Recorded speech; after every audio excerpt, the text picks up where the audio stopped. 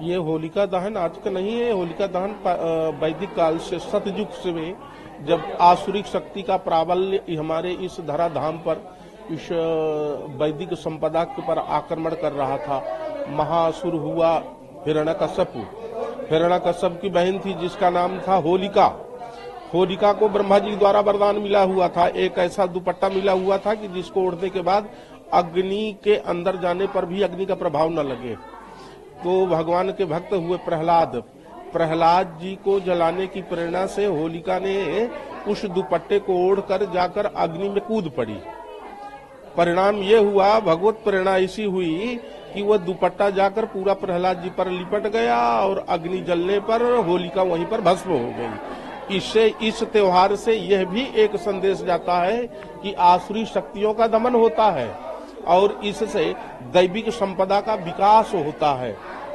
आजकल बहुत सारे नेता लोग हिंदू शक्ति के दमन की बात करते हैं ना, तो हिंदू शक्ति का दमन करने वाले स्वयं उसी के साथ दमन हो जाते हैं, जैसे होलिका का दमन हुआ है। हमारे यहाँ वैदिक संपदा का उद्धार भगवान नरसिंह के द्वारा हुआ था और उन्हीं के द्वारा प्रहलाद जी की रक्षा हुई थी। इस त्योहार का सीधा संबंध हमारे आध्यात्मिक परंपरा से है।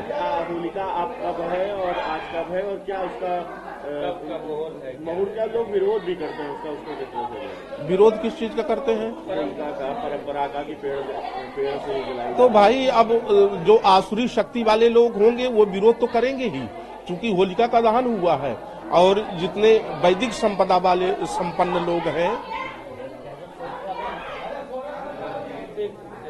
वैदिक संपदा के लोग हैं, वो इसका समर्थन करते हैं। होलिका आज पूर्णिमा शाम को लगेगी और पूर्णिमा के ही पर्व पर ही होलिका दहन होता है। वो तभी से भी रंगोत्सव देखे होलिका दहन हुआ।